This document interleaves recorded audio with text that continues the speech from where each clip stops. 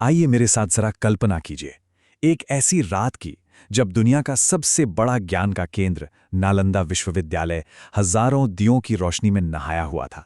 हर तरफ विद्यार्थी थे जो शास्त्रार्थ कर रहे थे, आचार्य थे जो बड़े बड़े सवालों के जवाब दे रहे थे।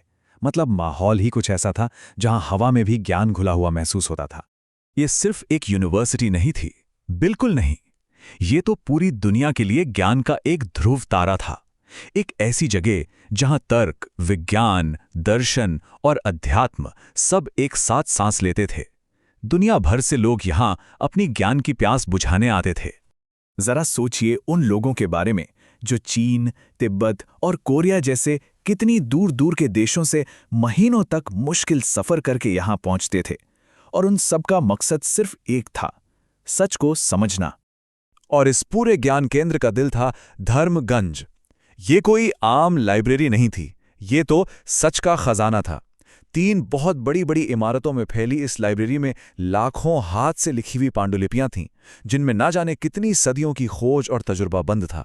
वैसे तो सब कुछ रोज जैसा ही था, एकदम शांत, पर उस खामोशी में ना कुछ तो अजीब था।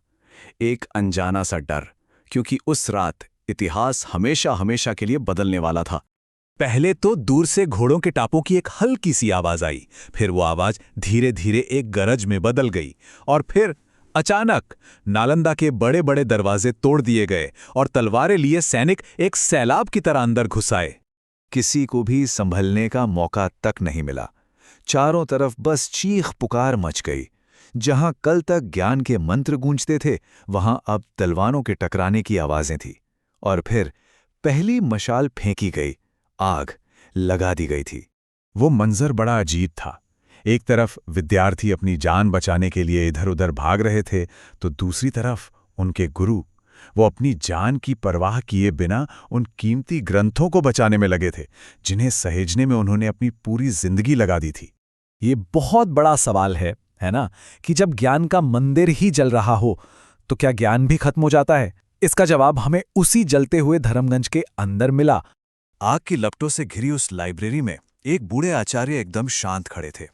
उनके चारों तरफ सदियों का ज्ञान, इतिहास, विज्ञान, दर्शन सब कुछ धू-धू करके जल रहा था। उन्होंने एक ग्रंथ उठाया, उसे ऐसे देखा मानो आखिरी विदाई दे रहे हो, और फिर उसे वापस रख दिया। और फिर उन्होंने पास खड़े घबराए हुए छात्र को देखा और कहा, अगर एक को बचाओगे तो बाकी सबके साथ अन्याय होगा। इन कागजों को छोड़ दो, जो ज्ञान है उसे अपने अंदर ले जाओ, असल बचाव वही है।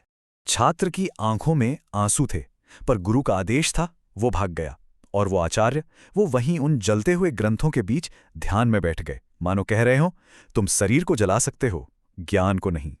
कहते हैं कि नालंदा की लाइब्रेरी एक दिन या एक हफ्ते नहीं बल्कि पूरे 3 महीने तक जलती रही थी।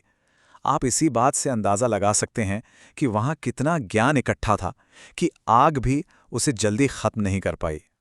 और जब आखिरकार आग बुझी, जब धुआं छटा, तो वहां सिर्फ राख और खामोशी थी। इमारतें खंडहर बन चुकी थीं, और सदियों का लिखा हुआ ज्ञान जैसे हवा में कहीं खो गया था। ऐसा लगा मानो ज्ञान का सूरज डूब गया हो। लेकिन क्या सच में सब कुछ खत्म हो गया था, या फिर ये किसी नए अध्याय की शुरुआत थी? हुआ ये कि कुछ विद्यार्थी उस तबाही से बच निकलने में कामयाब हो गए।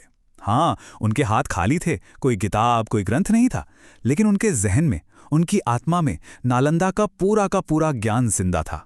और वो दुनिया के अलग अलग कोनों में चले गए, और जहां भी वो गए ना, उन्होंने ज्ञान के वही बीज बो दिए।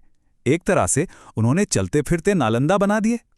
और असल में यही नालंदा की असली विरासत है। आज भी जब भी कोई एक सवाल पूछता है, जब भी कोई कुछ नया सीखने की कोशिश करता है, तो समझिए नालंदा की आत्मा वहीं जिंदा हो उठती है।